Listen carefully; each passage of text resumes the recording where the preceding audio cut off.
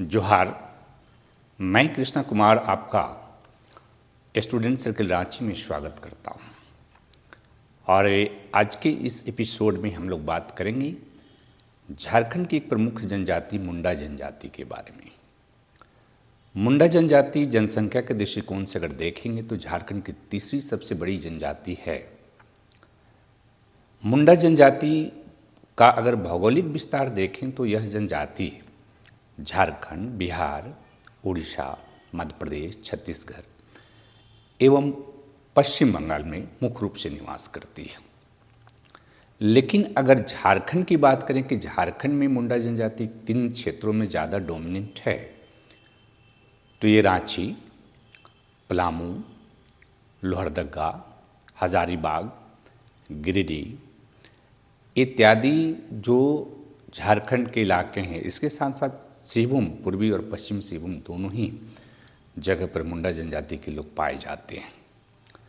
मुंडा जनजाति झारखंड की एक प्राचीन जनजाति है। इसके बारे में जो इतिहासकार हैं, मानव शास्त्री हैं, उनके बीच मुख्य रूप से 3 तरह के इसकी ऐतिहासिक पृष्ठभूमि के बारे में जानकारी है। एक तो कि मुंडा जनजाति पश्चिम से, उत्तर पश्चिम से भारत में आई, राइट।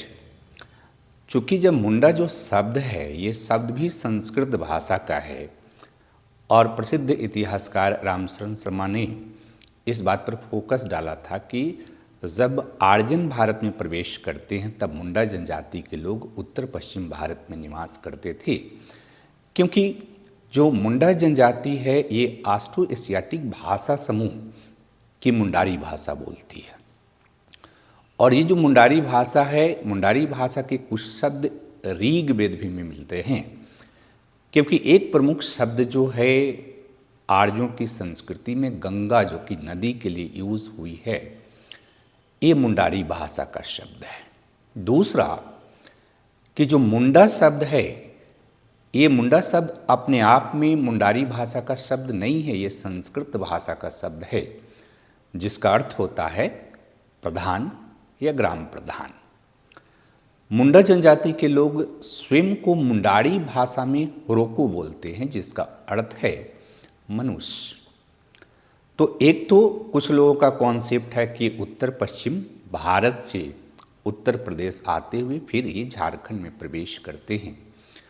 और झारखंड के ये जो इलाका है जिसकी चर्चा हमने की, रांची, पूर्वी सिंहभूम और पश्चिमी सिंहभूम या पलामू या लोहरदगा या हजारीबाग या गिरिडीह, इन इलाकों में ये डोमिनेंट हो गया। दूसरा इम्पॉर्टेंट चीज़ है कि मुंडा जनजाति ने अपनी झारखंड की जो संस्कृति है इसमें बहुत ही महत्वपूर्ण पहचान बनाए रखा है। जैसा कि हम लोग इतिहास में, मॉडर्न इंडिया के इतिहास में भी देखते हैं कि भगवान बिरसा मुंडा ने किस तरह से अंग्रेज़ों के खिलाफ और दीकुओं के खिलाफ आंदोलन किया था और उन्होंने पूरे झारखंड के जनजातीय समाज को एक नई दिशा देने का प्रयास किया था। जब हम मुंडा जनजाति के किसी गांव में प्रवेश करते हैं, राइट, तो गांव में प्रवेश करते हैं तो 3 इम्पॉर्टेंट चीज़ इनके गांव में दिखाई देती है। एक तो सरना स्थल है। सरना स्थल इनका पूजा स्थल होता है, जो जहाँ पर साल के वृक्ष होते हैं और वहाँ पर इनके गांव के देवता, ग्राम देवता जो हातू बोंगा के नाम से जानते हैं, और अदर देवता का निवास माना जाता है और इसलिए यह स्थल बड़ा ही पवित्र माना जाता है। दूसरा इम्पोर्टेंट स्थल इनका है आखरा। आखरा जो है गांव के बीच में होता है और गांव के बीच में होता है तो आमतौर पर वहाँ पर नृत्य, संगीत या कभी कभी वहाँ पर पंचायत भी लगती है। और तीसरा जो कि शासन कहलाता है, जहाँ पर मृतक संस्कार किया जाता है। लेकिन मुंडा जनजाति की एक और परंपरा बहुत महत्वपूर्ण है जिसको पत्थलगिरी कहते हैं या ससंदरी कहते हैं। तो पत्थलगिरी जो है मुंडा जनजाति में मृतक संस्कार करने के क्रम में जहाँ पर मृतकों को दफनाते हैं वहाँ पर एक पत्थर लगाते हैं और इसलिए मुंडा लोगों के गांव में खास करके जहाँ पर इनके मृतक संस्कार वाले स्थल है, जो कि गांव के एकदम सीमा के करीब होता है, वहाँ पर दिखाई देता है। यह जनजाति, जब सामाजिक रूप से हम बात करते हैं मुंडा जनजाति का, तो सामाजिक रूप से मुंडा जनजाति के लोग पितृसत्तात्मक, पितृवंशी और पितृस्थानीय हैं। और इनका सामाजिक संगठन जो है वो गोत्र व्यवस्था पर आधारित है, जिससे ये लोग किली कहते हैं, गोत्र को ये लोग किली कहते हैं। और इनका गोत्र जो होता है वो इनके टोटम पर आधारित होता है। और इस कारण से चूंकि ये मानते हैं कि एक गोत्र को मानने वाले एक रक्त संबंधी होते हैं, और इसलिए ये गोत्र बहिर्विवाह के नियम का अनुसरण भी करते हैं। इनका जो लीनियज व्यवस्था है, जिसको वंश के नाम से जानते हैं, उनका जो संगठन है वो खूंट के रूप में जाना जाता है। क्योंकि मुंडा जनजाति के लोग जब झारखंड में प्रवेश किए तो इन्होंने जंगल को काट करके और उसे खेत बनाया, जिसके से साथ जुड़ी हुई है खुटकंटी व्यवस्था, जो कि हम बाद में चर्चा करेंगे। जब मुंडा विद्रोह वगैरह की चर्चा करेंगे उसमें चर्चा करेंगे, या CNT एक्ट में भी हम उसकी चर्चा करेंगे। तो कुल मिला के इनकी जो व्यवस्था है उसके अंतर्गत गोत्र प्रथा और वंश लीनियर सिस्टम इनमें बहुत स्ट्रॉन्ग है। साथ ही साथ एक और यूनिक चीज़ मुंडा जनजाति का है, जिसके अंतर्गत मुंडा जनजाति के जो लोग हैं उनमें जो फैमिली पाई जाती है वो संयुक्त परिवार प्रणाली पाई जाती है। इनकी विवाह व्यवस्था आमतौर पर अदर जनजातियों से मिलती जुलती है, जिसमें समान तौर पर अगर किसी लड़के का विवाह करना है तो उसके पिता द्वारा दूतम को भेजा जाता है लड़की के घर, और फिर बातचीत होती है। और वधू मूल का भी प्रचलन है, और वधू मूल इनके समाज में जो दिया जाता है उसको कुड़ी गोनांग कहते हैं। इसके अलावा मुंडा जनजाति के गांवों में युवा गृह का भी प्रचलन है, जिसको गितियौरा कहते हैं। लेकिन एक चीज़ ये ध्यान रखना है कि जैसे हमने बात किया था कि असुर जनजाति में जो गितियौरा होता है यानी युवा गृह होता है, उसमें मिक्स होता है, लड़का लड़की के लिए एक साथ युवा गृह होता है। मुंडा जनजाति में सेपरेट युवा गृह होता है, लड़कों के लिए अलग और लड़कियों के लिए अलग। मुंडा जनजाति एक कृषि कार्य करने वाली जनजाति। अगर आर्थिक जीवन इनका देखिएगा तो उसमें खेती करते हैं, और खेती की जो भूमि है उसको ये मुख्य रूप से 3 भाग में बांटते हैं। एक पंकु, जो सबसे बेहतर भूमि होती है जिसमें धान की खेती की जाती है। दूसरा नागरा, जो मध्यम प्रकार की खेती होती है। और तीसरा खिरकी, जो कि ऊसर भूमि होती है और जिसमें ये मोटे अनाज जैसे मरुआ, मकई, बाजरा वगैरह की खेती करते हैं। कृषि इनके जीवन का आधार है। लेकिन मुंडा जनजाति के लोग आधुनिक शिक्षा भी प्राप्त किए हैं, और इस कारण से आधुनिक जो प्रोफेशन है उसमें भी मुंडा जनजाति के लोगों की संख्या और भागीदारी दिखाई देती है। जहाँ तक इनके धार्मिक जीवन की बात है तो मुंडा जनजाति के लोग प्रकृतिवाद में विश्वास करते हैं, जीववाद में विश्वास करते हैं, पूर्वज पूर्जा भी कहते हैं, और ये बहुदेवाद में विश्वास करते हैं। लेकिन इनका एक प्रमुख जो देवता हैं वो है सिंहमोगा।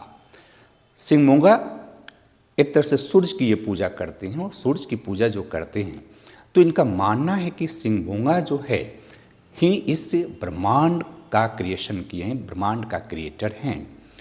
दूसरा महत्वपूर्ण इनका देवता जो ग्राम देवता होता है, जो कि हाथू बोगा कहलाता है, और जो इनके जो सरना स्थल है उसमें निवास करता है। और तीसरा उरांग बोंगा, जो कि इनके पूर्वज होते हैं, उनकी ये पूजा करते हैं। जहाँ तक पर्व त्यौहार का सवाल है तो इनमें माघ पर्व बहुत इम्पॉर्टेंट है, जो कि पूस के पूर्णिमा के दिन होती है, नए फसल के कटने के बाद। माघ पर्व के अतिरिक्त ये सरहुल भी मनाते हैं, कर्मा भी मनाते हैं, जो कि आमतौर पर झारखंड में पाई जाती है। लेकिन मुंडा जनजाति की जो राजनीतिक व्यवस्था है उसको अगर आप देखें तो ये बहुत ही शानदार पॉलिटिकल इनकी सिस्टम रही है। क्योंकि प्रत्येक जो गांव है उस गांव में एक प्रधान होता है जो मुंडा कहलाता है। मुंडा का अर्थ ही है प्रधान, गांव का प्रधान।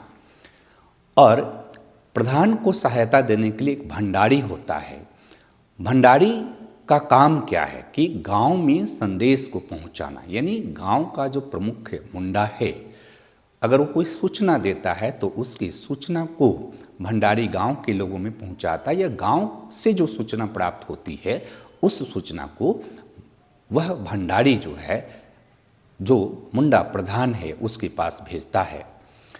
एक तीसरा महत्वपूर्ण जो गांव के लेवल पर लीडर है, जिसको पाहन कहते हैं। पाहन जो है एक तरह से इनका धार्मिक गुरु होता है, धार्मिक लीडर होता है, और पाहन को भी सहायता देने के लिए एक पनभड़ी होता है। तो इस तरह से प्रत्येक गांव में 4 महत्वपूर्ण लीडर आपको दिखाई देंगे। लेकिन मुंडा जनजाति में जो गांवों के समूह लेवल पर जो प्रशासनिक व्यवस्था है उसको पढ़ा पंचायत कहते हैं। और पढ़ा जो पंचायत है, उस पंचायत का जो प्रमुख होता है पढ़ा राजा कहलाता है। लेकिन बड़ा इंटरेस्टिंग चीज़ है कि गांव के जो समूह होते हैं उन समूहों को 22 प्रमुख पढ़ा पंचायतों में परंपरागत रूप से विभाजित किया गया था। और पढ़ा पंचायत के स्तर पर कई अधिकारी हैं, जैसे एक अधिकारी है दीवान, राइट। दीवान जो है एक तरह से सेक्रेटरी का काम करता है पढ़ा राजा का।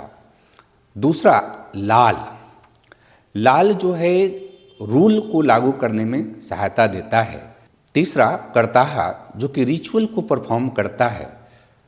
चौथा बलिचारी जो कि बलि का जो काम किया जाता है उसमें इसकी बहुत महत्वपूर्ण भूमिका होती है।